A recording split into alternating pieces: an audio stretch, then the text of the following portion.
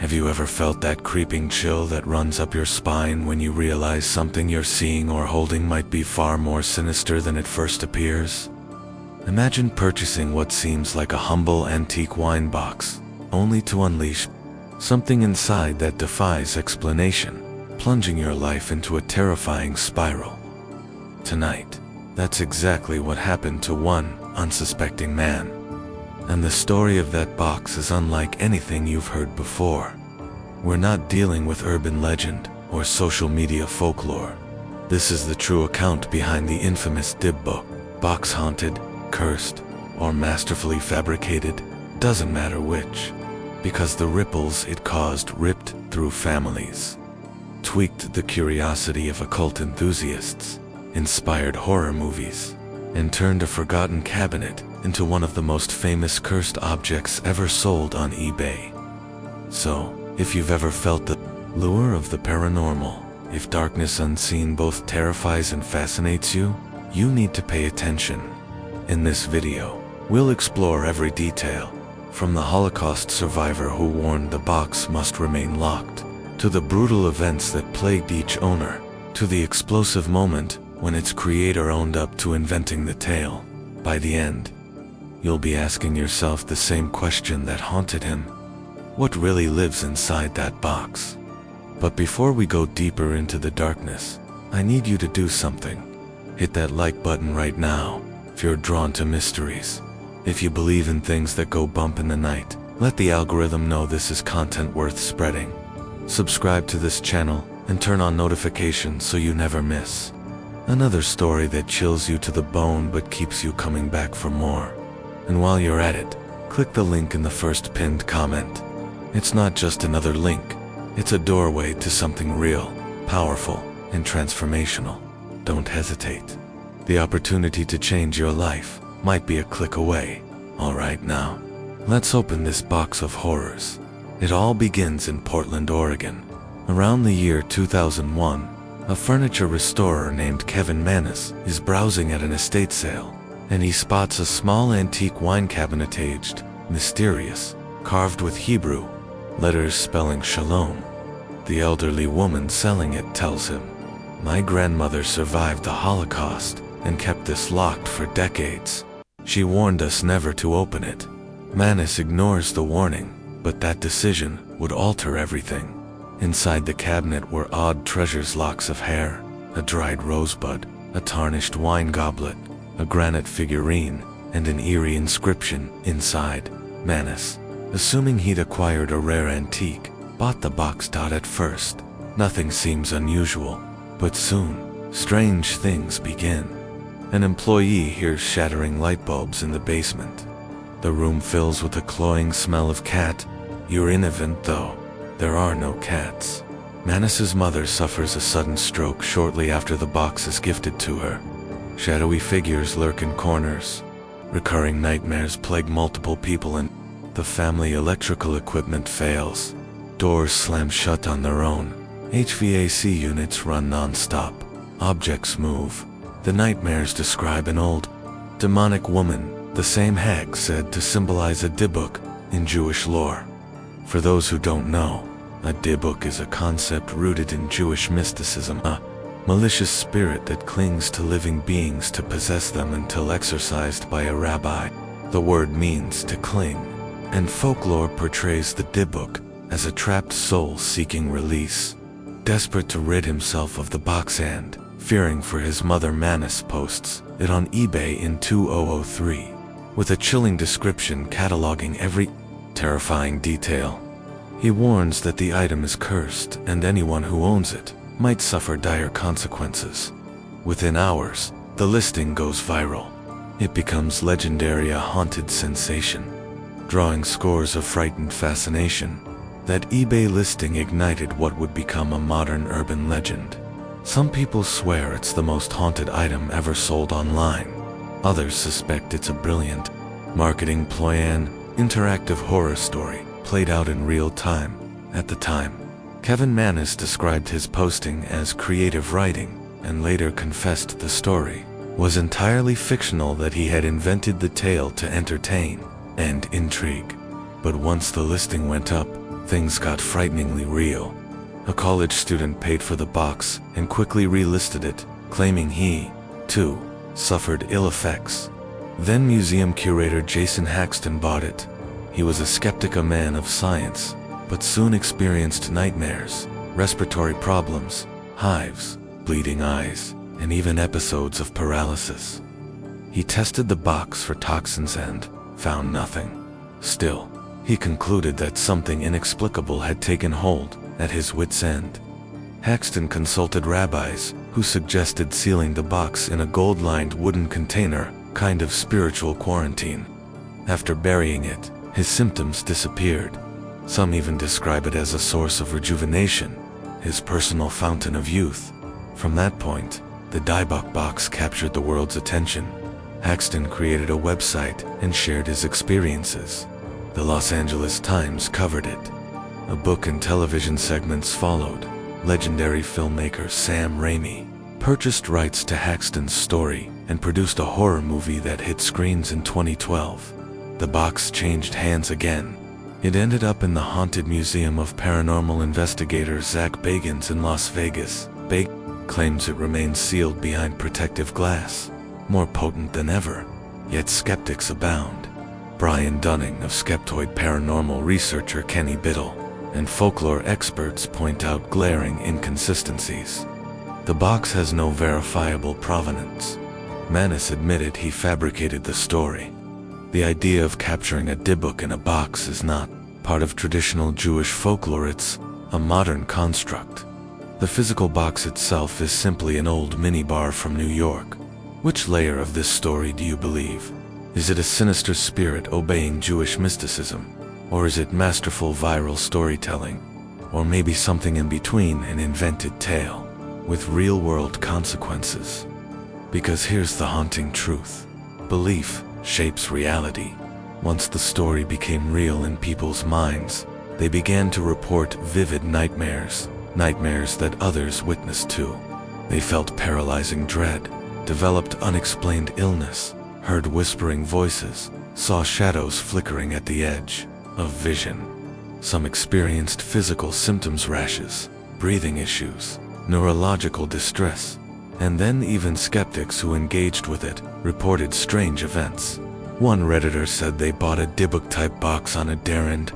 Now their grandfather, cousin, and themselves are hearing voices of a deceased grandmother in recordings, losing loved ones, developing health concerns, and living in fear. So what are we left with?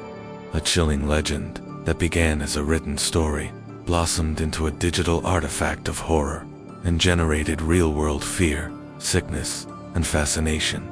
A Mobius strip of reality and fiction, a haunted wine box that has been buried, sealed, exhibited, and turned into cinema. You may think this is all entertainment, but if belief can shape experiences so powerfully, then whether or not the box truly houses a Dybbuk doesn't matter. The psychological and cultural impact is undeniable. Now, if you're still watching and feeling the cold tendrils of curiosity creeping up your spine, take a moment and let me know in the comments. Do you believe the Dybbuk Box is cursed? Or is this just an elaborate ghost story that spun out of control? And if you found this creepy yet compelling, hit that like button right now. Subscribe to the channel for more stories like this, and don't forget to click the link in the first pinned comment. That link leads to something serious, something real, a life-changing opportunity you won't want to miss. We've only just begun to scratch the surface of this cursed object story, and coming up in part 2, we'll dive into Zak Bagans' encounters, the Hollywood adaptation, skeptic investigations, and what ultimately happened to the box. We'll explore what this says about our human need to believe in the supernatural, and whether modern mythology can become real terror. So don't go anywhere, stay tuned for the rest of the story. Picking up where we left off, the story of the Dybbuk Box didn't stop with Jason Haxton, or with the thousands of people who followed the legend online. In fact, the box's next chapter took it straight into the hands of one of the most famous paranormal investigators in the world, Zak Bagans, the host of Ghost Adventures, and the owner of the haunted museum in Las Vegas. When Zak Bagans purchased the Dybbuk Box from Jason Haxton, he knew exactly what he was bringing into his museum. The warnings, the legends, the first-hand accounts of terror, they were all part of the package. But for Zak, that was part of the allure. He wasn't just collecting artifacts. He was curating fear, giving it a physical address in the heart of the Nevada desert. Shortly after taking possession of the box, Zak began experiencing disturbing phenomena. There were unexplained sounds inside the museum at night. Staff members refused to enter the room where the box was kept. Visitors claimed to feel an overwhelming sense of dread just standing near it. Some reported sudden nausea. Others said they had uncontrollable emotional outbursts. One woman fainted. Several guests broke down into tears without understanding why. The pattern was undeniable. But perhaps the most publicized and chilling moment came during the filming of a special episode for the Ghost Adventures series. Zak invited rapper and known paranormal enthusiast Post Malone to the museum. During the visit, Zak touched the Dybbuk Box. Post Malone stood nearby, his hand resting on Zak's shoulder. According to folklore, even indirect contact can transfer a curse. What happened afterward was hard to ignore. In the weeks following their encounter, Post Malone was nearly involved in multiple accidents. His private jet had to make an emergency landing after its tires blew out during takeoff. A car accident followed shortly after. Then, his home was reportedly broken into. 3 life-threatening incidents in quick succession. Coincidence, or something darker? The media ran with the story, making the Dybbuk Box headline news once again. Zak Bagans took extra precautions, placing the box inside a sealed glass case, warning guests not to approach too closely. Even then, reports of fainting, anxiety, and dread persisted. Yet, as the Dybbuk Box's fame continued to spread, the controversy around its authenticity only grew. Critics resurfaced Kevin Maniss's original confession, pointing out that he openly admitted crafting the story as a form of creative performance art. Skeptics highlighted how the entire narrative follows classic internet creepypasta formulas: an object with a terrifying backstory, escalating horrors for each new owner, and viral spread fueled by fear and curiosity. Folklorists also noted something peculiar. The original idea of a Dybbuk never involved physical containers, like boxes or cabinets. Traditionally, Dybbuk lore is about spirits clinging to humans, not being trapped inside objects. The entire concept of a Dybbuk box was, in their eyes, a complete modern invention, a kind of postmodern folklore for the digital age. But here's where things get strange again. Even with all the admissions and evidence pointing to a hoax, people continued to experience real fear, real physical symptoms, and real psychological distress when interacting with the box or even hearing its story. Some psychologists suggest that the Dybbuk Box has become a perfect storm of belief, suggestion, and mass psychogenic illness. When people expect to be haunted, their minds can produce very real symptoms: elevated heart rate, nausea, anxiety, hallucinations. The power of expectation can create physical reality, at least inside the human body. Yet others insist there's something more. That by creating the story, Kevin Maniss unknowingly invited something real into the object. A kind of thought form, or tulpa, born from the collective fear and energy of thousands of people focusing on it. A dark echo chamber where imagination crosses over into reality. And here's a chilling fact. Even Kevin Maniss himself claims that after all these years, after all the lies and layers of storytelling, he no longer feels safe around the box. He says the story took on a life of its own, that the line between fiction and reality blurred long ago. In a recent interview, Maniss described moments where he felt physically ill when revisiting the story. He warned people not to take the box lightly, even though he originally made it up. Whether that's psychological conditioning, guilty conscience, or genuine fear, who knows? But there's something undeniably powerful about the Dybbuk Box narrative. Let's pause for a second and ask a real question. Why are we so fascinated by cursed objects? Psychologists might argue it's because they tap into our primal fear of the unknown. The idea that an inanimate object could hold malevolent energy terrifies and intrigues us at the same time. It plays with control, vulnerability, and belief. When people feel powerless, they look for explanations, even supernatural ones. Storytellers, on the other hand, see cursed objects as the perfect metaphor for our hidden anxieties. The Dybbuk Box became a cultural phenomenon because it feeds on the very human need to find meaning in suffering. It became a mirror where people project their deepest fears.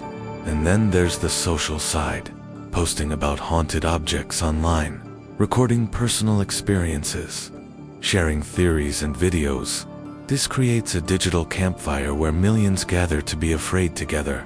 Fear becomes entertainment. The Dybbuk Box became more than wood and metal.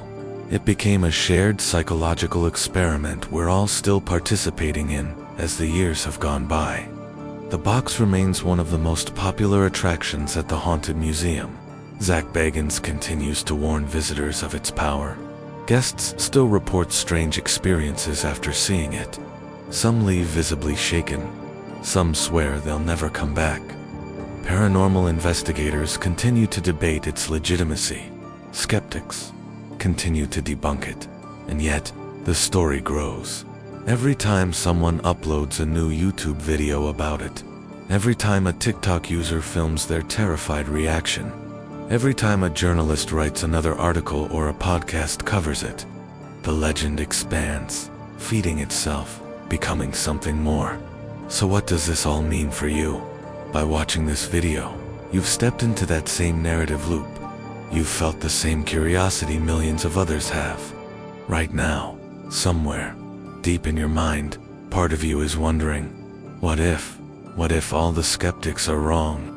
What if there's something trapped inside that box that feeds on attention, that grows stronger every time its story is told? That's the beauty and the danger of stories like this. They invite you to participate, to believe, even just a little dot. So, here's your chance to join the conversation. Let me know in the comments, do you believe the Dybbuk Box is truly cursed? Or is this just one of the greatest modern horror hoaxes ever pulled off? And if you enjoyed diving into this dark and twisted tale, hit that like button right now. Seriously, it helps more people find this video, and it tells the platform that you want more true paranormal stories just like this. Subscribe to the channel and turn on all notifications because we have more terrifying real-life hauntings coming your way. And most importantly, check the link in the first pinned comment. It's not just another random link. It's something that could shift your reality. A chance for you to unlock something transformative in your life. Whether you believe in curses or not, some opportunities are too important to ignore. Thank you for watching. Stay curious, stay cautious, and remember, some boxers should never be opened.